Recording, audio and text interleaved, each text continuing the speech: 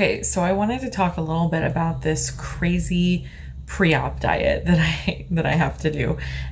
So depending on your BMI, Mexico Bariatric Center requires you to do the pre-op diet for certain amounts of time. I have a high BMI, so I have to do it for 8 weeks. That's a long time. It's a very restrictive diet, and it's something that it's going to take a little bit of effort for me. So I am not really sure what to think.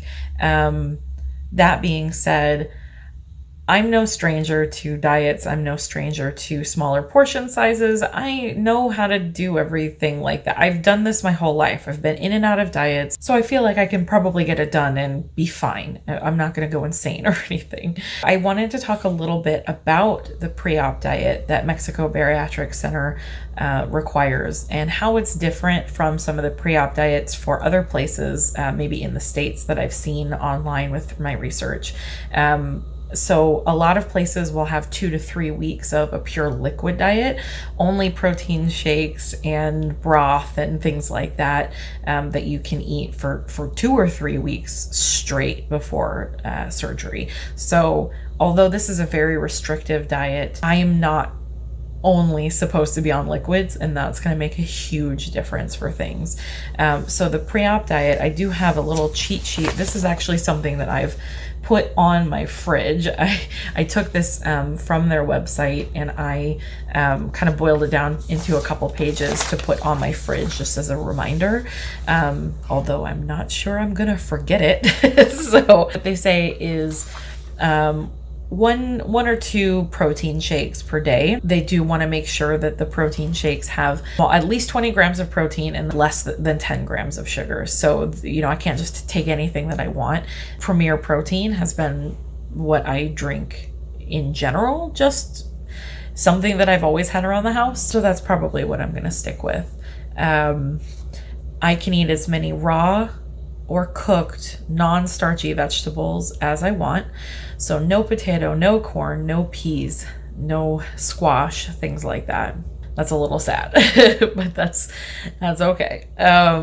2 4 to 7 ounce servings of lean protein. So chicken, turkey, fish, lean ground beef, things like that. I did speak with the nutritionist, and she told me that dark meat chicken is okay as well. So I'm going to try to stick with white meat chicken, but occasionally I'm going to switch it up with dark meat.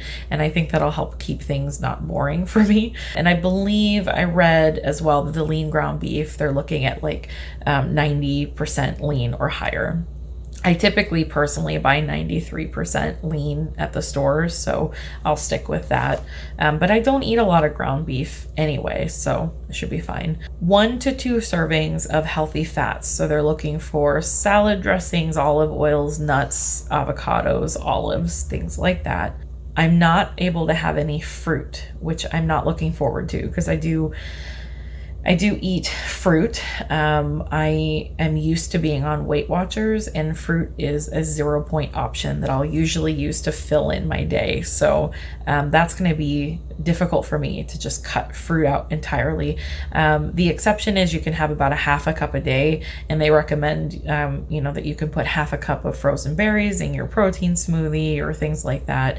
But I did ask the nutritionist for some clarification, and she did say a half a cup of fruit a day, I can eat. So if I want to have like some apple slices or something as a snack, that's okay as long as it's just a half a cup. I am able to make the protein shakes with unsweetened almond milk or coconut milk.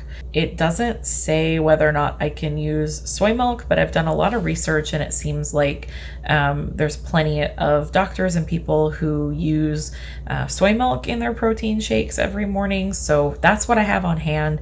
We buy a lot of the shelf-stable cartons from Costco, so they're all over our house. So I'm probably going to stick with some soy milk for my shakes. So here's the fun part. No bread, no rice, no pasta, no refined grains, no tortillas, no sauces with sugar, and no dairy at all. That means no milk, no yogurt, no cheese, none of the things that I eat all the time. I eat limited, but I eat cheese all the time, and I live off of non-fat Greek yogurt. I mean, I have it all the time. I've been training myself to eat that as a dessert instead of something else, and so that is gonna be huge for me. Like, no dairy at all. Okay. They did give a recipe for like a vegetable soup that they said you can eat as much of as you want. It probably goes along with the you can eat as many raw or cooked non-starchy vegetables as you want. So they give you a vegetable soup that you can also eat to your heart's content. So that may be a staple in my diet in the future. So they also provided a list of approved food. They did say that it's not completely confined to this list, but this is a good place to start. So when it comes to proteins, meats like lamb, lean pork, wild game, Canadian bacon, chicken breast, eggs, turkey, all sorts of seafood. And protein alternatives are also allowed. So nuts and seeds, beans, Impossible burgers, corn, tofu, tempeh, things like that. Approved healthy fats are avocados, olive oil, coconut oil, a handful of nuts per serving, 1 tablespoon of nut butters, chia seeds, flax seeds, salmon, hemp seeds. And then when it comes to approved fibrous carbs and vegetables, I am able to have celery, bok choy, mushrooms, zucchini, radish, asparagus, tomato, cauliflower, bell pepper, cabbage, eggplant, Brussels sprouts, broccoli, green beans, carrots, black beans, lentils, chickpeas, etc.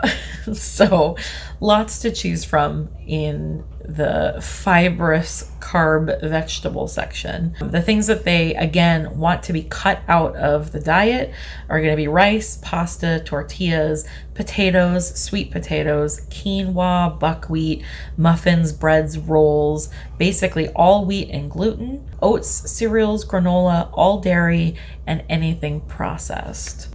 Boy, is that a list.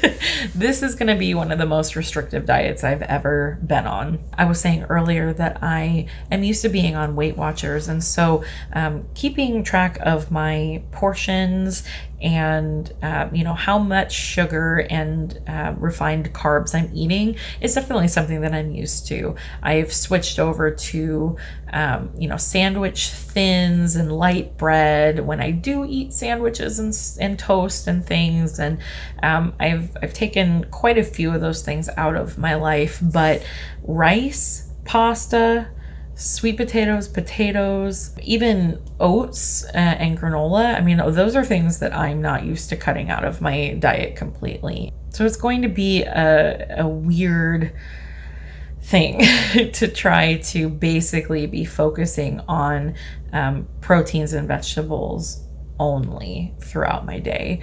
And then some healthy fats, of course. So I'd like to bring you along with that, and I plan on showing you what I'm eating throughout my pre-op journey, and hopefully I don't make too many mistakes. It can be useful for some people to kind of see what types of things are expected for this. Again, I am doing this for 8 weeks because I have a high BMI. So some people only have to do this for 2 weeks, which would be a lot more doable in my opinion. But 8 weeks is fine. It's fine. I'll get through it. I can do it. I think. No, I will. I mean, yeah, it's a little nerve-wracking, but we'll get through it together. How about that?